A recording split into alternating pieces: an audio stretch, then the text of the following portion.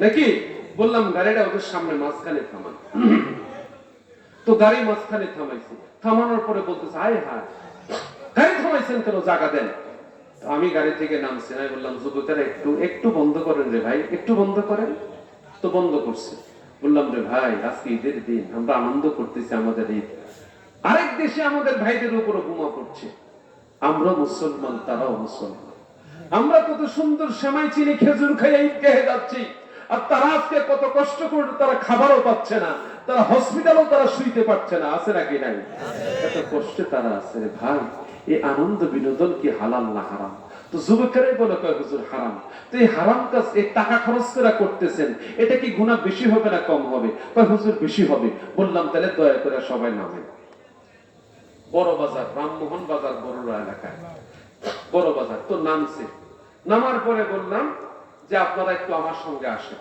তো সাইডে ফাইডে তো জ্যাম লেগে গেছে, বড় বাজার, অটো রিক্সা গাড়ি দেন। তো অটো রিক্সা মাশাআল্লাহ আল্লাহ এত বরকত দিছে অটো রিক্সারে যে আমাদের প্লাস্টিকের কোনো দাম নেই। বাস আলারাও খুব সাবধানে চলে, অটো রিক্সাওয়ালা তো পাওয়ার এখন সবচেয়ে বেশি বাইরে, অটো রিক্সা বেশি করে কিনেন, আপনার পাওয়ার কিন্তু প্লাস্টিকের চাইতে বাইরে যাইবে। উপায় নেই, আমরা ভয়ে থাকি কোন সময় আমগুলো লাগাইয়া দেয় আর আমগুলা কোন সময় ছিঁড়া দেয়। কিছু যদি বলতে যায় কয় হুজুর আমি হুজুর গরিব মানুষ, অতটা কিনা কোনো মতে জীবন চালাই, হুজুর কেমনে জরিমানা দিব? আর আমরা চোখ বন্ধ করে আয়া করতে হয়, আয়া দেখি আমগো পকেটে 20,000 টাকা নাই। একটা মাহফিল করে 20-30 হাজার টাকা 40-50 হাজার টাকা হাতিয়া পাই, আর যখন গাড়িটা যখন মিকেলের কাছে নেই তখন দেখা যায় আহারে একটা নেই, সমস্ত টানটুনের লেগে ট্যাপ করার লেগে 40-50 হাজার টাকা রং টং সহ যখন দৌড় দেয় তখন আর চিন্তা লাগে আহারে এই মাসে পোলানের লেগে কি করুম, বউয়ের লেগে কি করুম, নিজের লেগে কি করুম, আর গাড়ির লেগে কি করুম, ড্রাইভারের লেগে কি করুম। এই টেনশন শুধু বেডের মধ্যে ঘুরপাক করে।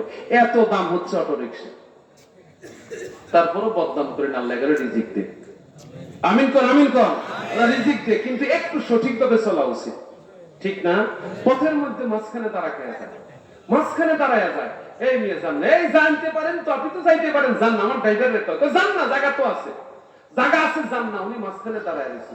তা আমি বললাম যে ভাই আপনি মাঝখানে দাঁড়ায় বলতেছে যান না, যান না, আপনার গাড়িটার ওজন, আপনার গাড়িটার সীমা, আপনার গাড়িটার দাম, আর এই গাড়িটার ওজন, এই গাড়িটার সীমা, এই গাড়িটার যতটুকু লাগে এই জায়গাটি এখানে আছে।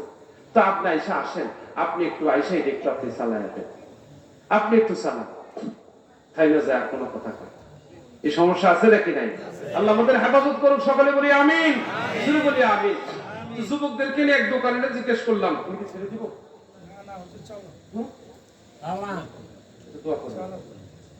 তো এখন আমি এটাই দেখে বলছি যে হুজুর আলহামদুলিল্লাহ চলে আসছে, আমি হুজুরকে চেয়ার দেন না, এদিকে নিয়ে আসি। আচ্ছা, তো আমি যুবক এক দোকানদারে বললাম ভাইরে জুস আছে? কয় জি হন নাই। দধি আছে? কয় না নাই। কোথায় দধি পাওয়া যাবে? ওই সামনে ওই গল্লিতে।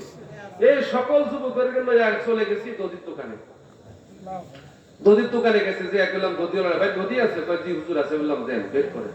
শুধু হিসাবটা রাখেন, আমার কোনো হিসাব নাই, আপনি হিসাব রাখেন, আমার যুবক বাইরে একটা খাক, ঈদের দিন খুশির দিন তা করে খাওয়াই। তো যুবকের একটা একটা দধি খেয়েছে, কেউ মিষ্টি খেয়েছে, কেউ দধি খেয়েছে। এই খাওয়াইতে খাওয়াইতে দেখি পিকআপ আরেকটা এসে হাজির। এখন ওই এলাকার মানুষে, আমি তো আমার গাড়িতে যারা তাগরে নামতে দেই না, বলছি কেউ নামবেন না।